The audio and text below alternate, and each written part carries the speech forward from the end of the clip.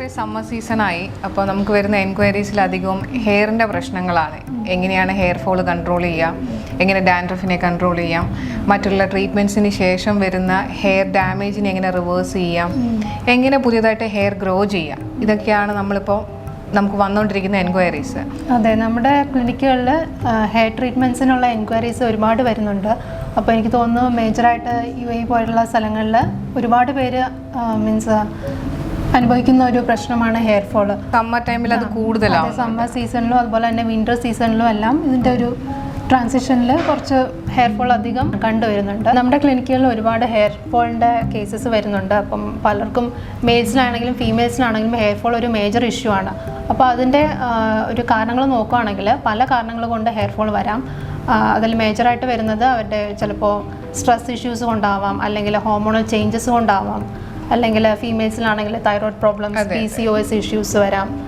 അതുപോലെ post delivery കേസസിൽ hair fall ഉണ്ടാവാം.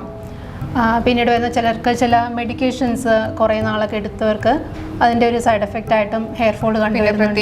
Chemical treated ആയിട്ടുള്ള ഹെയറിന് വരുന്ന ഡാമേജ്. അതെ. ഇപ്പം നമ്മൾ ട്രീറ്റ്മെന്റ് ചെയ്യുമ്പോൾ ഇതെല്ലാം വളരെ ഇമ്പോർട്ടൻ്റ് ആണല്ലേ ഡോക്ടർ? നമ്മളിതൊക്കെ വൈറ്റമിൻസിന്റെ എഫിഷ്യൻസി എന്താണ്, അതുപോലെ തന്നെ ഹൈഡ്രേഷൻ വളരെ ഇമ്പോർട്ടൻ്റ് ആണ്. കുടിക്കുന്ന വെള്ളത്തിന്റെ എമൗണ്ട്, സ്കാൽപ്പിന്റെ ഹൈജീൻ ഭയങ്കരമായിട്ട് നമ്മൾ ശ്രദ്ധിക്കും ട്രീറ്റ്മെൻറ്റ് സെഷൻസ് ചെയ്യുമ്പോൾ. പിന്നെ നമ്മൾ ചെയ്യുന്ന ട്രീറ്റ്മെൻറ്റ്സിൽ നമ്മൾ കണ്ടൊരു പ്രത്യേകത, ഒരു ത്രീ വീക്സ് അല്ലെങ്കിൽ 2 to 3 വീക്സിനുള്ളിൽ തന്നെ നമുക്ക് ആ ഇൻറ്റേർണൽ മെഡിക്കേഷനും എക്സ്റ്റേണൽ തെറാപ്പീസും കൊണ്ട് തന്നെ നല്ല റിസൾട്ട്സ് നമുക്ക് കിട്ടുന്നുണ്ട്. അതെ. അതിൽ നമ്മൾ ചെയ്തു വരുന്ന കുറച്ച് ട്രീറ്റ്മെൻറ്റ്സ് ആണ്. നമ്മൾ ഇപ്പം പ്രോപ്പറായിട്ടുള്ള കൺസൾട്ടേഷൻ ചെയ്യുന്നു, അതനുസരിച്ചിട്ട് നമ്മൾ ഇൻറ്റേർണൽ മെഡിക്കേഷൻ കൊടുക്കുന്നു. ചിലർക്ക് ഇൻറ്റേർണൽ പ്യൂരിഫിക്കേഷൻ, അതായത് നസ്യം പോലത്തെ ട്രീറ്റ്മെൻറ്റ്സ് വേണ്ടവർക്ക് അത് കൊടുക്കുന്നു. അതുപോലെ നമ്മുടെ ഒരു ദോഷ ബാലൻസിങ്ങിന് വേണ്ടിയിട്ടുള്ള മെഡിസിൻസ് നമ്മൾ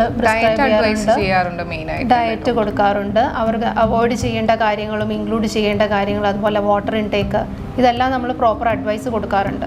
അതുപോലെ ചില ട്രീറ്റ്മെൻറ്റ്സ് നമ്മൾ സ്പെഷ്യലായിട്ട് ചെയ്യുന്നുണ്ട്. നമ്മുടെ ഒരു സ്പെഷ്യൽ ഹെയർ പാക്ക് ഉണ്ട്. അതാണ് ഞാൻ പറഞ്ഞത്, നമുക്കൊരു 2-3 വീക്സിനുള്ളിൽ തന്നെ നല്ല റിസൾട്ട്സ് ആ പാക്കിലൂടെ തന്നെ കിട്ടുന്നുണ്ട്.